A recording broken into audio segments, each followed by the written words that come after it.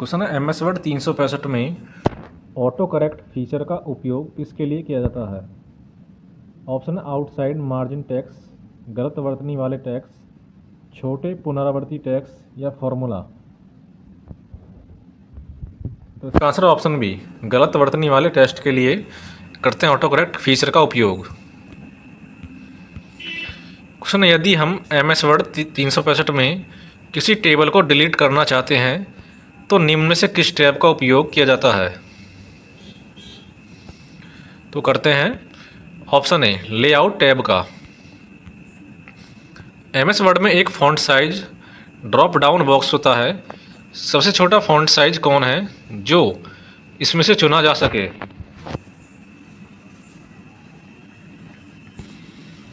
तो इसका आंसर है option D, 8।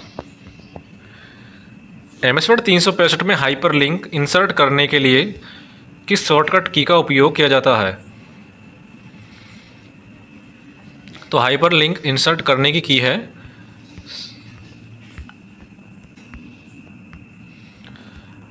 Option A, Ctrl+K। MS Word 365 में निम्न आइकन किसे निरूपित करता है। Left alignment, justifying, centre of text या राइट अलाइनमेंट। तो यह है right alignment, option D. MS Word 365 में कौन सा टेक्स्ट अलाइनमेंट विकल्प टेक्स्ट को बाएं मार्जिन पर संरेखित करता है। तो इसका answer option B, left align. MS Word 365 में निम्नलिखित में से किस टैब में बुलेट्स और नंबरिंग मौजूद होते हैं।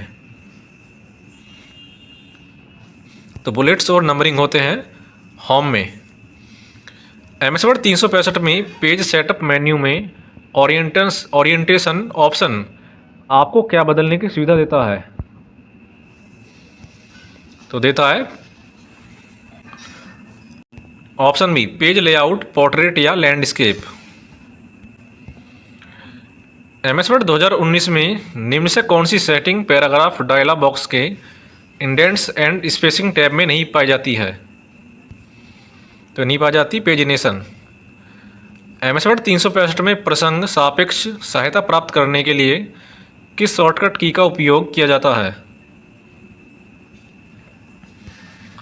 तो करते हैं ऑप्शन डी, F1 का। वहीं F7 है स्पेलिंग चेक और F5 का यूज़ करते हैं गो टू डायलॉग बॉक्स को ओपन करने के लिए। MS वर्ड 365 में हम अलग अलग फॉर्मेट वाले क्षेत्रों को अलग करके एक ही डॉक्यूमेंट में अलग अलग पेज फॉर्मेट किस प्रकार अप्लाई कर सकते हैं। तो कर सकते हैं ऑप्शन सी, सेक्शन ब्रेक द्वारा। बुलेट और नंबरिंग का उपयोग आमतौर पर MS वर्ड 365 में किसके लिए किया जाता है। तो बुलेट और नंबरिंग का करते हैं बेहतर संगठन के लिए सूचियां बनाएं।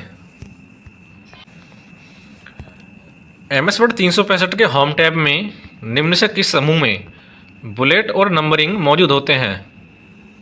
क्लिपबोर्ड, एडिटिंग, पैराग्राफ या फॉन्ट। तो ये होते हैं पैराग्राफ में। कौन सा बार मेनू कमांड्स के लिए एक शॉर्टकट प्रदान करता है जिन्हें आइकन्स के रूप में दर्शाया जाता है। तो इसका आंसर है option D, tool bar. MS Word 365 में आप MS वर्ड में पैराग्राफ को कैसे सेलेक्ट कर सकते हैं। तो इसका आंसर ऑप्शन बी, पैराग्राफ के भीतर कहीं भी ट्रिपल क्लिक करें। MS वर्ड 2010 में यदि आप किसी टेबल के भीतर टैब की दबाते हैं तो कर्सर टेबल के अगली पर चला जाता है, डाटा में, सेल में, रो में या लाइन में। तो चला जाता है सेल में। क्वेश्चन, MS वर्ड 2010 में कौन सा फीचर किसी डॉक्यूमेंट में चयनित टेक्स्ट में एक सीधी रेखा खींचने के लिए उपयोग किया जाता है। तो सीधी रेखा करते हैं स्ट्राइक थ्रू का प्रयोग। पैराग्राफ में डबल स्पेसिंग अप्लाई करने के लिए MS वर्ड 2010 में निम्नलिखित में से किस शॉर्टकट की का उपयोग किया जाता है। तो डबल स्पेसिंग के लिए करते हैं Ctrl+2 का, और सिंगल लाइन स्पेसिंग है Ctrl+1। कौन सा इफेक्ट MS वर्ड 2010 के फॉन्ट डायलॉग बॉक्स में उपलब्ध नहीं है। तो नहीं है, option A fancy. MS word 2010 में ओपन फाइल को सेव करने के लिए कौन सा कीबोर्ड शॉर्टकट की Ctrl+S के समकक्ष है? तो इसका आंसर ऑप्शन है Shift+F12। एमएस वर्ड 2010 में पैराग्राफ को दाहिनी ओर अलाइन करने के लिए किस शॉर्टकट की का उपयोग किया जाता है? तो करते हैं Ctrl+R का। भाई जे है जस्टिफाई, एल लेफ्ट लाइन और ई है सेंटर्ड। एमएस वर्ड 2010 डॉक्यूमेंट में हाइपरलिंक इंसर्ट करने के लिए किस कीबोर्ड शॉर्टकट की का उपयोग किया जाता है? तो हाइपरलिंक के लिए है Ctrl+K, option D. MS word 2010 में टैब एक डिफ़ॉल्ट टैब होता है जो आपके द्वारा डॉक्यूमेंट खोलने पर दिखाई देता है। तो इसका आंसर ऑप्शन सी होम। कौन सा एमएस वर्ड 2010 में डिफ़ॉल्ट रूप से क्विक एक्सेस टूलबार में मौजूद नहीं है? अंडू, रीडू, कट या सेव? तो इसका आंसर है ऑप्शन सी कट। बताएं कि एमएस वर्ड 2010 से संबंधित निम्न कथन सत्य है या असत्य है? लैंडस्केप ओरिएंटेशन में किसी पेज की ऊंचाई उसकी चौड़ाई से अधिक होती है, या पोर्ट्रेट ओरिएंटेशन में पेज की चौड़ाई उसकी ऊंचाई से अधिक होती है? तो इसमें पहला गलत है, बाकी दूसरा राइट है। एमएस वर्ड 2010 में टेबल बनाने के बाद यदि आप किसी टेबल में किसी विशेष रॉ के नीचे एक नई रॉ इंसर्ट करना चाहते हैं तो आपको निम्नलिखित में से किस विकल्प का उपयोग करना होगा? तो करना होगा ऑप्शन सी इंसर्ट रोज बिलो का। एमएस वर्ड 2010 में निम्नलिखित में से किस कीबोर्ड शॉर्टकट की का उपयोग टेबल की एक रॉ में पिछले सेल में जाने के लिए किया जाता है? तो करते हैं Shift+Tab का। भाई टैब का प्रयोग किसी रो के अगले सेल में जाने के लिए, Alt+Home किसी रो के पहले सेल में जाने के लिए, और Alt+End किसी रो के अंतिम सेल में जाने के लिए। एमएस वर्ड 2010 में डॉक्यूमेंट के एप्लीकेशन नाम को प्रदर्शित करता है? तो करता है टाइटल बार। एमएस वर्ड 2010 में डॉक्यूमेंट फॉन्ट फेस क्या होता है? तो होता है option A times new Roman. MS word 2010 के पैराग्राफ फॉर्मेटिंग में कीबोर्ड शॉर्टकट Ctrl+Q का उपयोग निम्न से किस उद्देश्य के लिए किया जाता है? तो Ctrl+Q का यूज़ करते हैं ऑप्शन बी हाईलाइट किए गए पैराग्राफ से पैराग्राफ इंडेंटेशन हटाने के लिए। भाई Ctrl+R पैराग्राफ को दाईं ओर अलाइन करने के लिए, एल सेलेक्टेड पैराग्राफ को बाईं ओर अलाइन करने के लिए, और ई का प्रयोग करते हैं चयनित टेक्स्ट या पंक्ति को केंद्र में अलाइन करने के लिए। एमएस वर्ड 2010 के में पहली लाइन के अतिरिक्त अन्य सभी लाइनें इंडेंट होती हैं? तो इसका आंसर है हैंगिंग इंडेंट, ऑप्शन डी।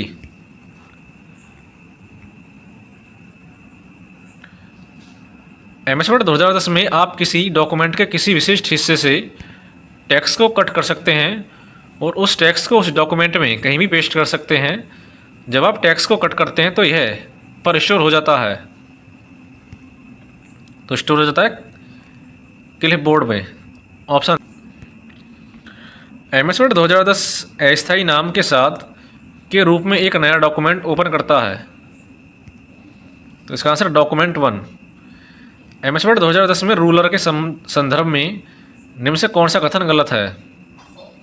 तो गलत कथन है ऑप्शन बी, यह फॉन्ट स्टाइल्स को बदलने में मदद करता है। एमएस वर्ड में किसी भी डॉक्यूमेंट को प्रिंट करने से पहले पेज को देखने या समायोजित करने के निम्नलिखित में से किस विकल्प का उपयोग किया जाता है? तो करते हैं प्रिंट प्रीव्यू का। एमएस वर्ड में निम्नलिखित में से किस विकल्प का प्रयोग चयनित टेक्स्ट या पैराग्राफ के पीछे के बैकग्राउंड को कलर करने के लिए किया जाता है? तो करते हैं शेडिंग का।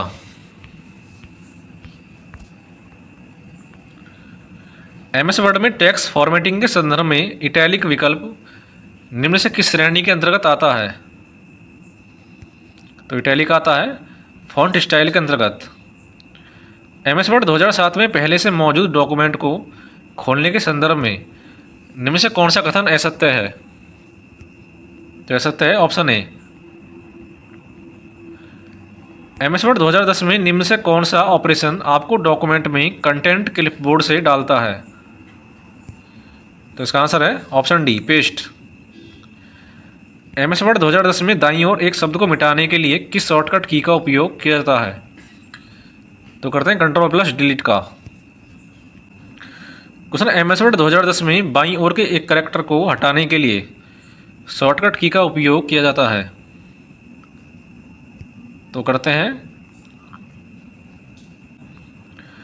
बैक स्पेस का use, option A. MS word 2010 में निम्नलिखित में से कौन से मान्य पेज ओरिएंटेशन है? तो है लैंडस्केप और पोर्ट्रेट दोनों, ऑप्शन सी।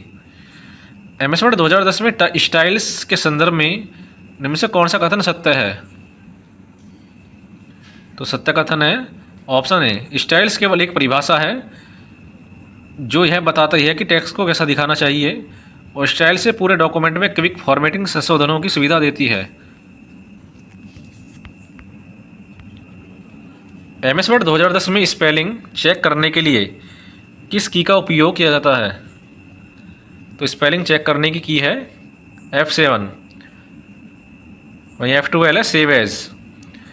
एमएस वर्ड 2010 में दाईं ओर के कैरेक्टर को डिलीट करने के लिए किस शॉर्टकट की का उपयोग किया जाता है? तो करते हैं